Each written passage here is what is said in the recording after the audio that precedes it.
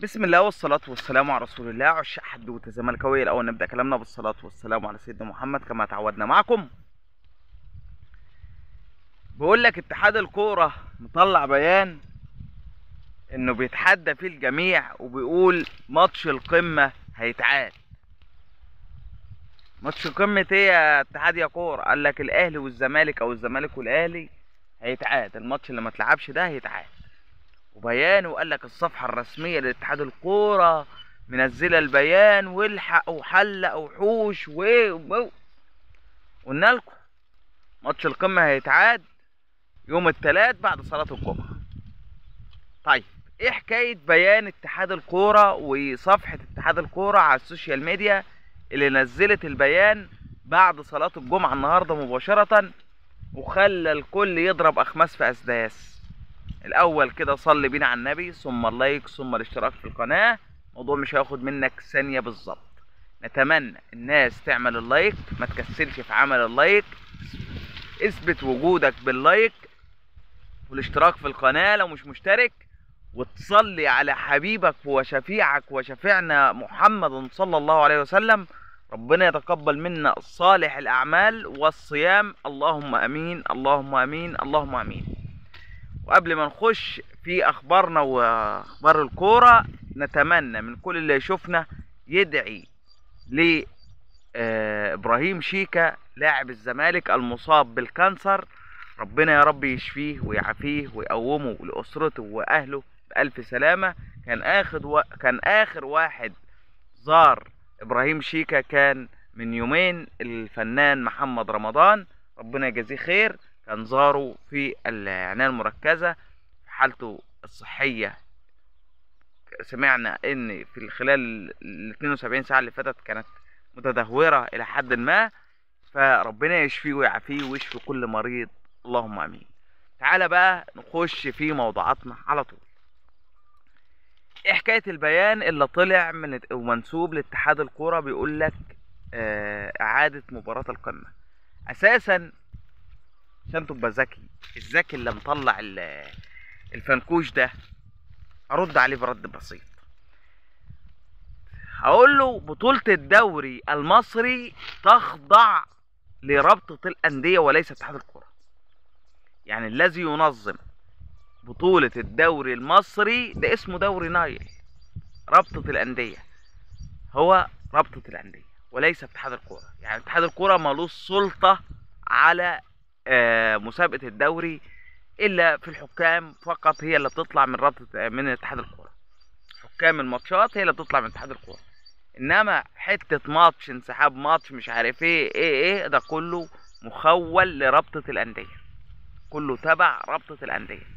فالبيان اللي طلع وتم نسبه لاتحاد الكورة بيقول ان الماتش الاهلي والزمالك هيتعاد وبطاقم تحكيم اجنبي، ده فنكوش مفنكش.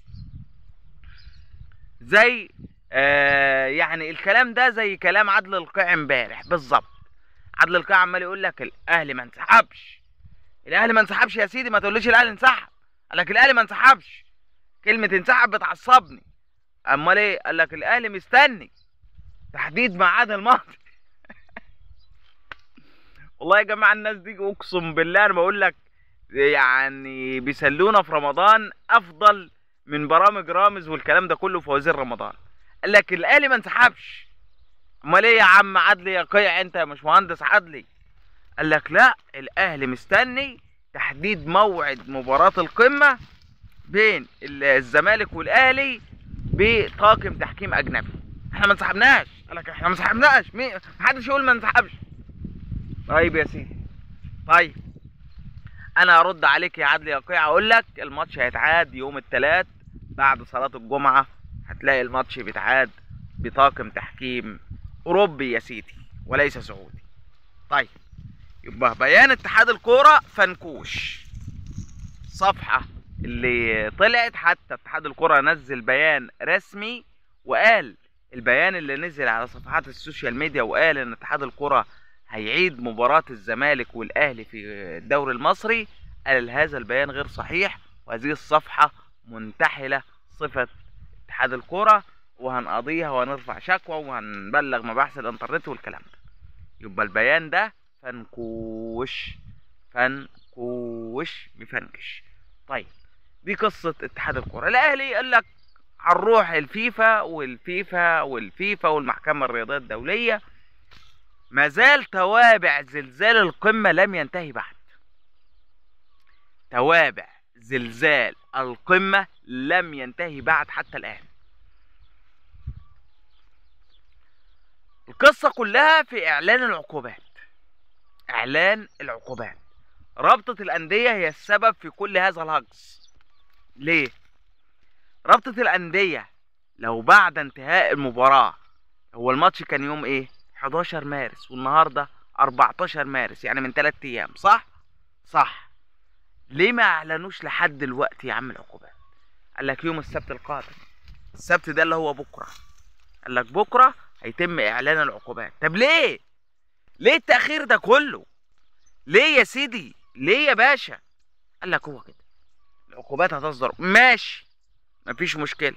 قال لك نتيجة المباراة هيتم اعتمادها بكرة بفوز الزمالك 3-0 على النانوس، واعتبار الاهلي منسحب ومهزوم 3-0 وخصم 3 نقاط منه نهاية الموسم. يعني الاهلي كده يفقد 6 نقاط وغرامات مالية بقى. دي ابرز العقوبات اللي هتبقى على النادي الاهلي، واللي عفوا معلش يعني في رمضان والجو النهارده صيف، يعني تلاقي الواحد بيتوب كتير والكلام ده، فمعلش عذرا انا اسف يعني. طيب ده بالنسبة لزلزال القمة. فالعقوبات بننفرد بيها قبلها بيوم. عقوبات: اعتبار الاهلي مهزوم، اعتماد نتيجة الماتش للزمالك 3-0 فايز على الاهلي، خصم 3 نقاط من الاهلي نهاية الموسم، وغرامة مالية مغلظة كبيرة على النادي الاهلي. امال ايه حكاية ان الماتش هيتعاد في السعودية بعد العيد؟ انا قلت لك من يعني فترة رمضان دي، يعني الفترة بتاعت انسحاب القمة وتوابع القمة ده، يعني الهبد هيبقى فيها للركب. ناس طالعة تقول لك الماتش هيبقى في السعودية وبعد العيد وبطاقم تحكيم اجنبي. الله، مين اللي طلع الاشاعة دي؟ يا ناس؟ مين يا ناس؟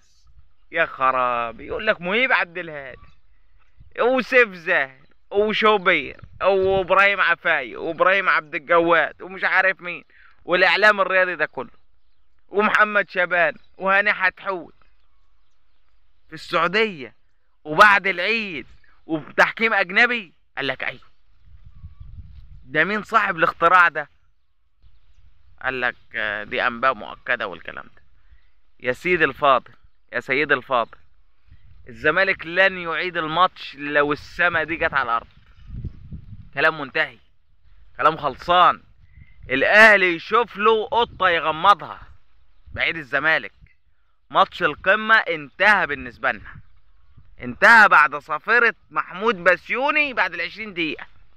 انما تقول لي الماتش في السعودية، الماتش في الامارات، الماتش هيتعاد مش عارف في المريخ، الاهلي ما انسحبش، الهراء ده كله والهري ده كله بره عن الزمالك يا باشا.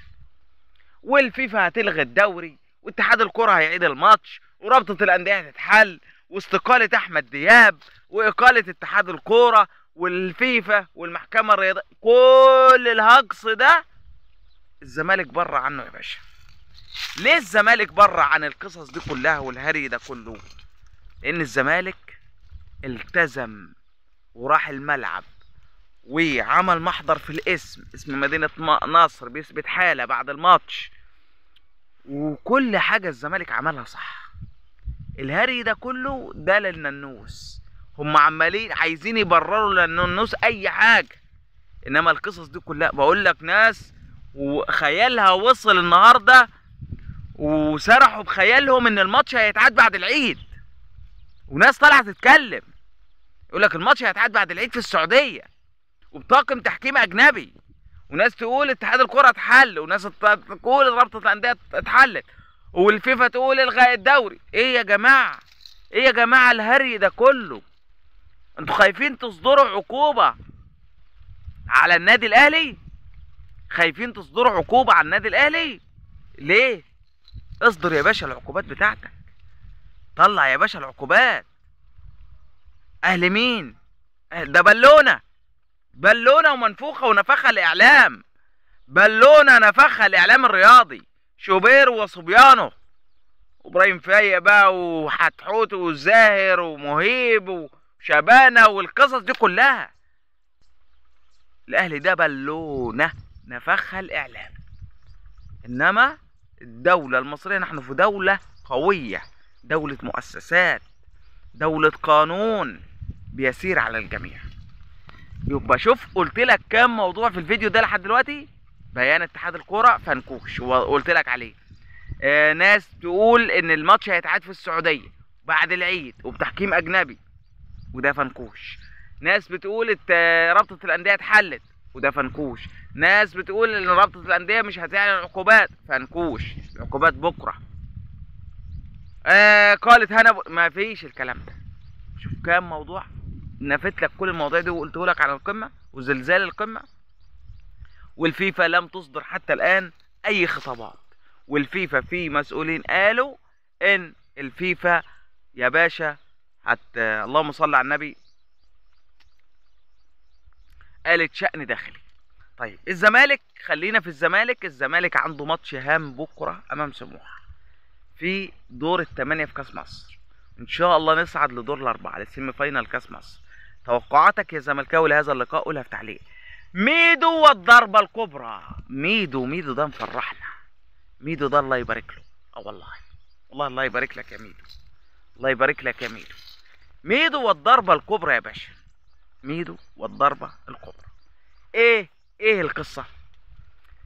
ميدو اتفق خلاص. قلنا لك تجديدات زيزو وعمر جابر وعبد الله السعيد والونش ومحمد السيد وحسام عبد المجيد، ده ملف خلصان. خلال ساعات هيعلن، او تحديدا بعد ماتش سموحه بكره هيتم اعلان تجديد هؤلاء اللاعبين. انما ميدو بقى خلص لاعب هيذل الاهلي بجد، لاعب هيزلزل اركان الاهلي كمان وكمان. في جلسه سحور زي ما قلت لك، في جلسه سريه، ميدو خلص جوهره الاهلي الحاليه، مش حمزه علاء، غيره. لاعب هيزعل الاهلي قوي. دمتم في امان الله، والسلام عليكم ورحمه الله وبركاته.